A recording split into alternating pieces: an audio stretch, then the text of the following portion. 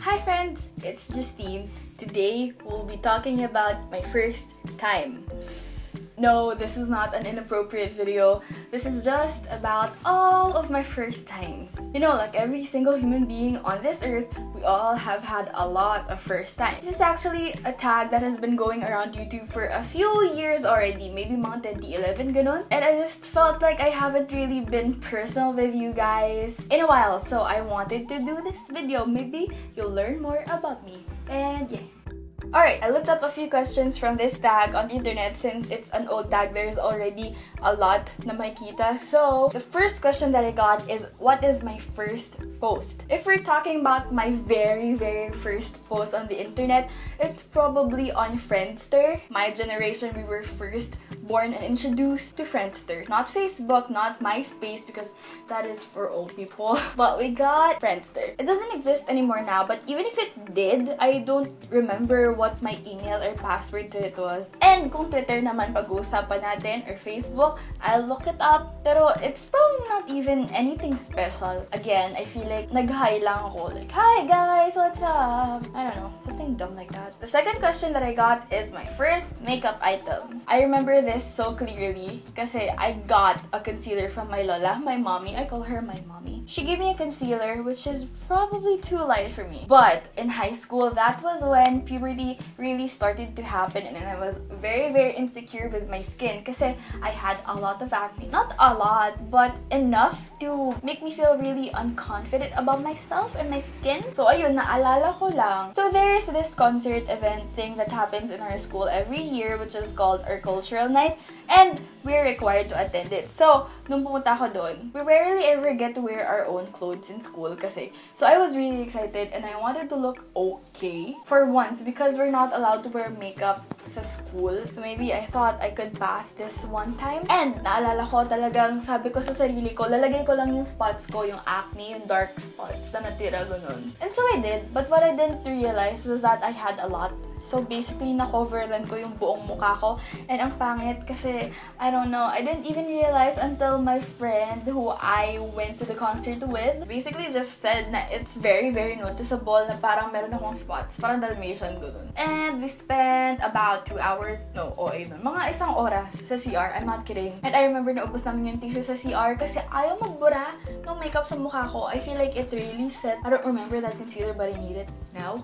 And nung naubusan na kami tissue, lahat ng babaeng papasok sa CR, talagang kinapalang ko yung mukha ko, nagtatanong ako kung may wet wipes sila because I really wanted to not look like a Dalmatian, you know? I don't remember what happened after that because it's been a long day without you, my friend. Hindi ko na-enjoy na yung buong araw. The next question that I have is my first time that I got into trouble. As a kid, I didn't really get into that much trouble, but I did get my fair share. Medyo curious kasi ako and gustong-gusto ko yung nag-experiment. Naalala ko kasi dati, ang haba-haba ng hair ko and my mom's secret to my long and pretty, beautiful, gorgeous hair was my shampoo. I remember the brand. It was called Agree or something like that. And it only came in bottles like that. Or at least we only bought bottles that are this big. My mom and I used to take showers together all the time. Is that weird? But the one time that she let me shower alone, of course, I did something bad. Grabe, I don't know why my mom didn't throw me out. So basically, sa CR namin, detabo kami naliligo. Meron siyang, ang tawag dito, timba kung saan nakasala yung gripo. So, dun ka sasalok ng tabo, diba, tubig. Tapos, naalala ko, pinuno ko yung tubig ng timba. Pinuno ko yung timbaan ng tubig. Tapos, kumuha ko ng shampoo. Nag-squeeze ako ng shampoo doon. And probably hindi pa ako na-contento doon. Binuksan ko pa talaga. Tapos nilagay ko lahat ng shampoo. Feeling ko nasa bathtub ako. Nagbo-bubble bath ako. And after that, nagot ako sa nanay ko. Feeling ko pinalo niya ako. And umiyak ako. Pero I didn't do it anymore again. Yeah. Grabe, hindi ko alam. Grabe.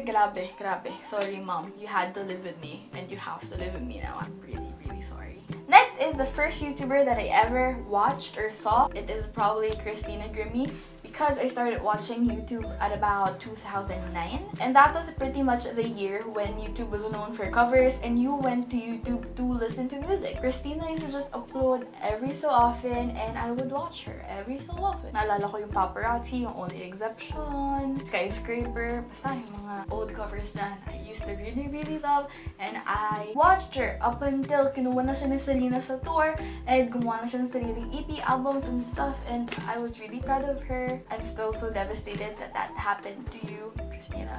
Rest in peace. I love you. Yeah. Next is my first celebrity crush, and without a doubt, it has to be Cole and/or Dylan Sprouse. Ka-generation ko sila eh. They're just a few years older than me, and I remember bukod dun sa Wizards of Waverly Place, Hannah Montana, Zoe 101, all that, and mga shows na ganon, I loved Sweet Life of Zack and Cody the most. Mainly because sobrang crush ko sila, ang gwapo kaya nila. It was so bad. I remember I used to have dreams of them literally coming over to my house and I would introduce them to my family. Diba, ang weird. Naalala ko pa, sobrang vivid talaga na andun sila sa may pintuan. Tapos sobrang tangkad nila, nakatama na yung ulo nila sa pinto. Nakaganon sila. Ang vivid, ang weird. I'm sorry. May times sa sobrang crush ko si Dylan, minsan si Cole. It just depends on who has the shorter haircut. The next question here is first heartbreak. I haven't really had my heart broken that much in the past, but basta this boy, we didn't really become official. We just spent a few months together seeing each other often, and it was kind of like thrilling kasi hindi pwede yung love namin. He had his ex-girlfriend chasing after. I don't know. This is old news, but I can't say it. I think. Maybe it can, kasi this is old news. And it's literally been like 5 years or even more. 2012. Yeah, it's been more than 5 years. We were kids back then and I don't hold any grudges to anyone involved in that story. But it was just chaotic. Looking back, the story is, I met this guy and he was in a band with my classmates. He didn't go to my school though, he went to another school, and that was the time when I was really getting into bands like A Rocket to the Moon, The Main and stuff. So I really like had a thing for bad people. And all of my friends, literally most of them, had a crush on him. This particular guy, and I didn't, kasi I don't know, I actually had a tiny crush on his bandmate, my classmate. But he ended up texting me one day and I was so baffled, like, why would you text me? Is this a joke? He said na he got my number from my classmate, his bandmate, and we just started texting and talking. Fast forward, we spent a lot of time together in secret. We fought a few times with him crying and stuff. And I forgave him kasi we actually broke up because of me or him kasi he gave up on me. Sana hindi niya to pinapanood, diba? Kasi sobrang awkward. But if you are, hi.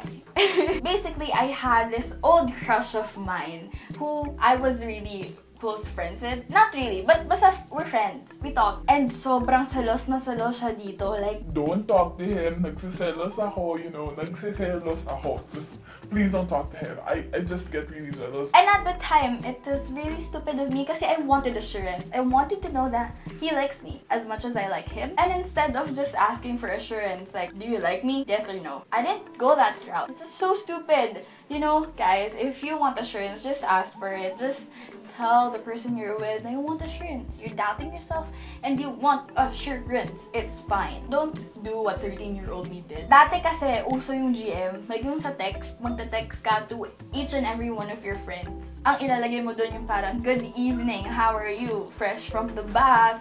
And then you will mention some people na you want to talk to. Like, kunyari, at Mariel, text me. And then at the bottom, GM_Justine Patricia 08. So what I did was that I mentioned the guy that he was often jealous of. I don't really get it kasi we don't even hang out. Minention ko saying probably something along the lines of, Hi! Oo nga, ang funny mo talaga. and then he texted me like, that's it. I'm done. I told you nagsiselos ako pero sige, kinakausap mo pa rin. I'm done. I don't like you anymore. tapos I cried. That is so dumb! I said sorry, I apologized, pero he didn't forgive me, and that was it. I don't think he even knew na it was a GM to just him. Alam niyo yun, yung parang mag-GM ka, pero gusto mo sa kanya lang dumaan. Ganon, dumaan. Sa kanya lang masin. Sorry, I'm old. Naalala ko, kakalabas lang rin ng album ng 1D nun, and may song silang Summer Love. It was my theme song, kasi we met each other, parang summertime, ganon. Next is First Love, and I'm pretty sure I've only ever been properly actually in love right now. Pero I want to tell you guys about my first puppy love. Like when I was a kid. Habang nakakaya kung pinapanood doon ng mga taong pinag-uusapan ko, diba? Pero anyway, sasabihin ko pa rin. So in grade school, mga grade 4, I had this huge crush on this guy who was really, really, really cute. He played the guitar and stuff. He danced, he sang. I think, parang nasa choir din siya ganun. Basta, I liked him a lot. Kasi matalino rin siya, ganun, mabait. Tapos, kwapo, like. I remember I didn't think I had a chance. Like, he had a crush on someone else.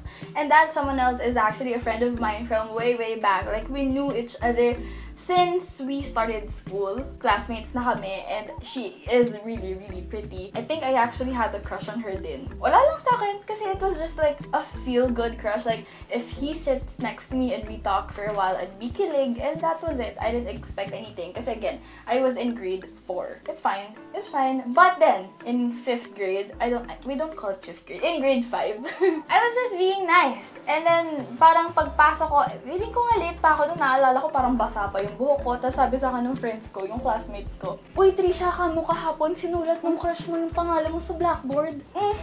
So, ayaw maniwala nito. Tanong mo ba? Ayoko nga! Ano ka ba?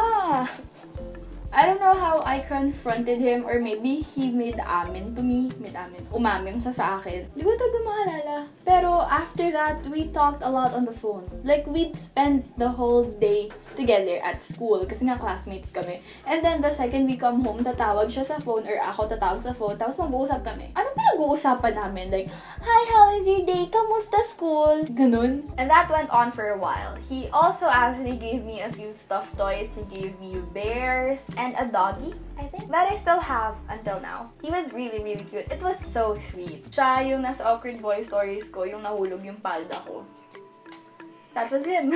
He still liked me after that. It is really cute. The next question here is my first concert. My first concert was when I was 11 or 12 at the Justine Bieber My World Tour 2011 Manila. It was so fun. Besides almost dying and not getting home, it was fun. I saw Justine for the first time and I cried a lot. Actually, it was also the last time that I got to see him kasi ayaw niya magpakita sa akin eh. Ayaw niya. Next question is my first friend. There was this girl that was named also Patricia who lived next to me, and she actually has a little sister named Mariel. I have a best friend named Mariel. That's weird. We were close even though my family never really let us out of the house. Like, meron kasi kaming parang compound. That's where we lived together with our extended family. Meron din kaming bakanting lote na madaming chickens and basta may space para magtatakbo kami, ganun.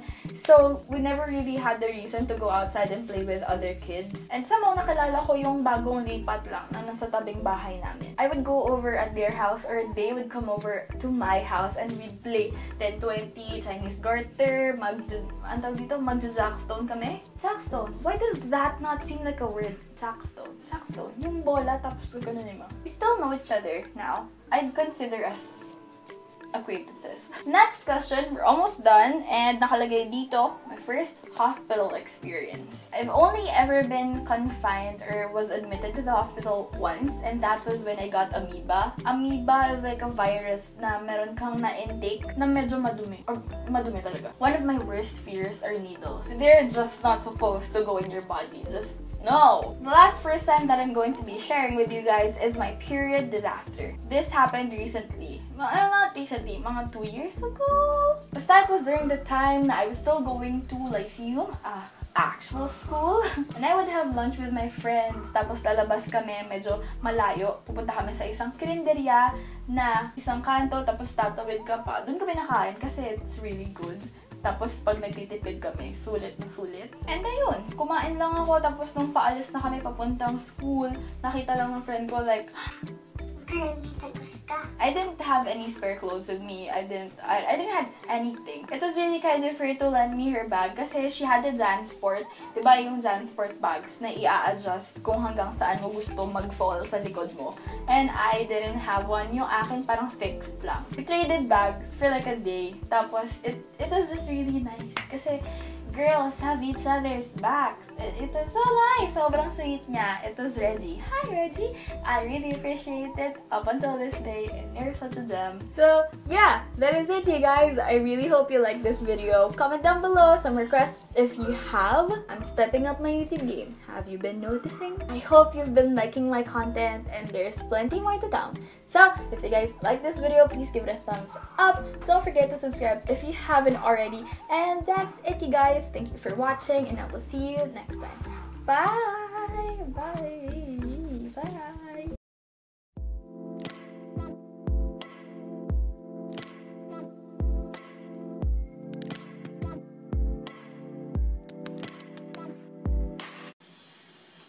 See? They started drilling again. But